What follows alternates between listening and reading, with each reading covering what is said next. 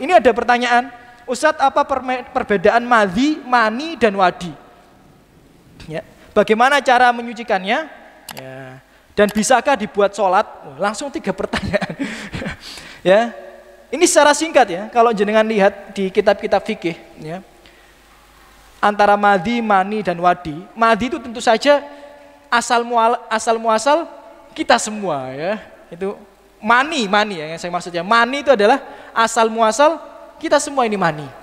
Ulama berbeda pendapat hukum mani, apakah dia najis atau tidak. Tapi kalau jenengan lihat di banyak kitab fikih, khususnya misal Subulus Salam tentang hadis dan lain sebagainya, itu dijelaskan bahwa pendapat yang kuat, mani itu tidak najis.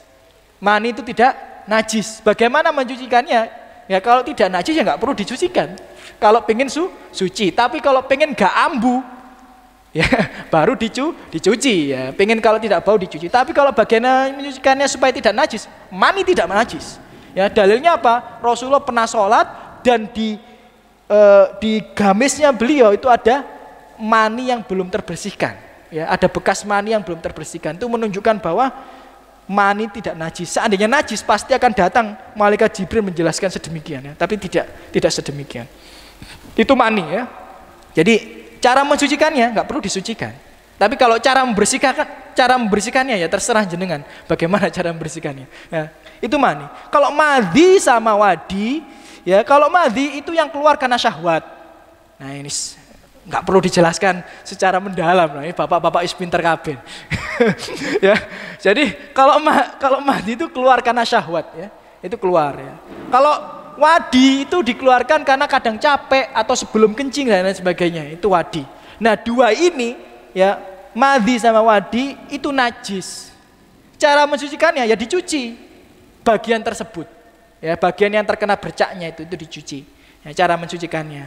Tapi apakah ya ini agak sensitif ya memang ya. Tapi ilmu itu nggak ada malu untuk disampaikan ya. Tidak ada malu ya untuk disampaikan. Dalam hadis ya Subulus Salam disampaikan ada itu maksud hadis itu wandoh farjak. Wandoh farjak apa? Cucilah kemaluanmu. Jadi Ali bin Abi Thalib pernah berkata, kuntu rajulun madzaan. Dulu saya itu adalah laki-laki yang mudah sekali keluar madhi. Jadi terangsang sedikit ya, syahwat sedikit keluar madhinya.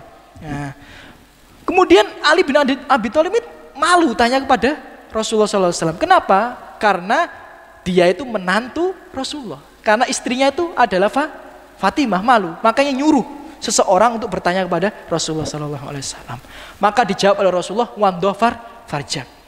Nah di sini kalau jenengan nanti belajar di kitab-kitab fikih, wandoh farjak itu gimana ini? Ini disampaikan live ini pantas apa enggak ya? Ya.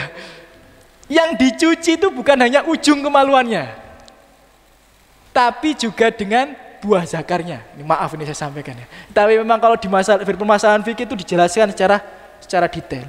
Jadi jenengan kalau maaf ya keluar madhi atau keluar wadi, maka yang dicuci itu bukan hanya ujung kemaluan, tapi dengan buah zakarnya, ya, dengan buah zakarnya. Itu pendapat yang lebih rojih. Ya, walaupun ada pendapat yang mengatakan dicuci ujungnya saja, tapi seperti ketika kita kencing misal, tidak sedemikian. Kalau jenengan lihat di kitab-kitab fikih, khususnya kitab-kitab hadis, ya, kitab-kitab hadis itu maksudnya kitab hadis tapi dijelaskan secara fikih, maka pendapat yang paling tepat atau yang paling rojih adalah dicuci seluruh bagian kemaluan. Karena Rasulullah mengatakan wandoh farja, cuci semua kemaluan, bukan sebagiannya saja. Ini maaf ya saya sampaikan seperti ini, tapi memang ini ilmu ya hendaknya kita sampaikan dan tidak perlu malu.